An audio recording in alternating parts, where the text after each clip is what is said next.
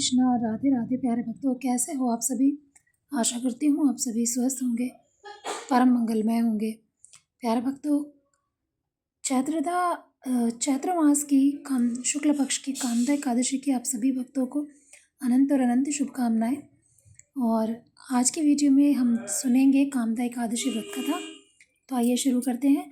और वीडियो शुरू करने से पहले बस छोटी सी रिक्वेस्ट है आप सभी से कि अगर आप चैनल पर नए हो तो प्लीज़ चैनल को सब्सक्राइब कर लीजिएगा, बेल आइकन को भी प्रेस कर दीजिएगा। साथ ही वीडियो अच्छी लगी तो लाइक करके कमेंट सेक्शन में जय श्री कृष्णा ज़रूर लिखिएगा। तो आइए शुरू करते हैं।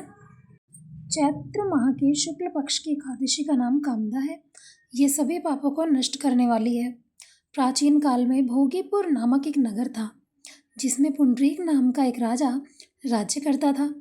उसके राज्य में अनेक अप्सरा, गंधर्व, किन्नर आदि निवास किया करते थे।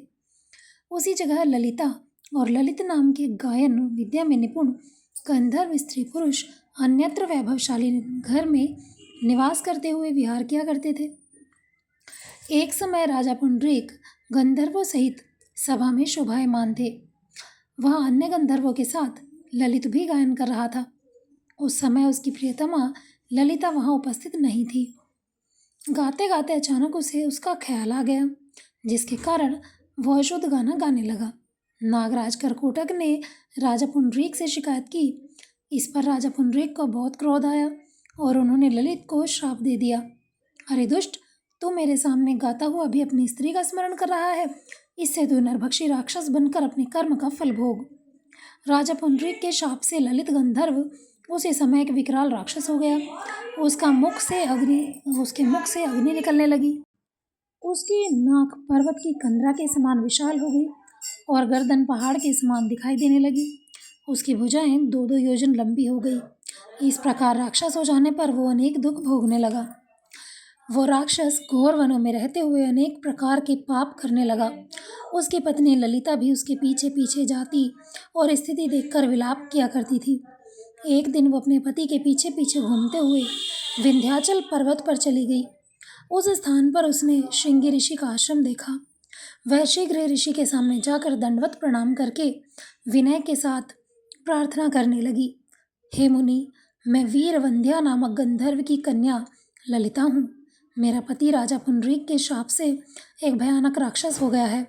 इससे मुझको महान दुख हो रहा है। उसे राक्षस योनि से छूटने का कोई श्रेष्ठ उपाय बताइए। उसका सारा वृतांत सुनकर श्रृंगी ऋषि बोले, हे गंधर्व कन्या, चैत्र माह के शुक्ल पक्ष की एकादशी का व्रत करने से मनुष्य के समस्त कार्य शीघ्र ही सिद्ध हो जाते हैं। यदि तो उस व्रत के पुण्य को अपने पति को दे देगी तो वह शीघ्र ही राक्षस योनि से छूट जाएगा। मुनि के ऐसे वचनों को सुनकर ललिता ने आनंदपूर्वक व्रत किया और द्वादशी के दिन ब्राह्मणों के सामने अपने व्रत का सारा फल अपने पति को दे दिया, जिससे उसकी राक्षस योनि से मुक्ति हुई और शीघ्र ही राक्षस योनि छूट गई और अपने पुराने स्वरूप को प्राप्त हुआ। मरणोपरांत दोनों पुष्पक विमान पर बैठकर स्वर्गलोक को चले गए। बोलिए कामदा एकादशी मात की जय। बोलो श्री विष्णु भगवान की जय। तो प्यारे भक्तों, ये था कामदा एकादशी व्रत का प्रभाव, उसका फल। तो हम सभी को कामदा एकादशी व्रत ज़रूर करना चाहिए।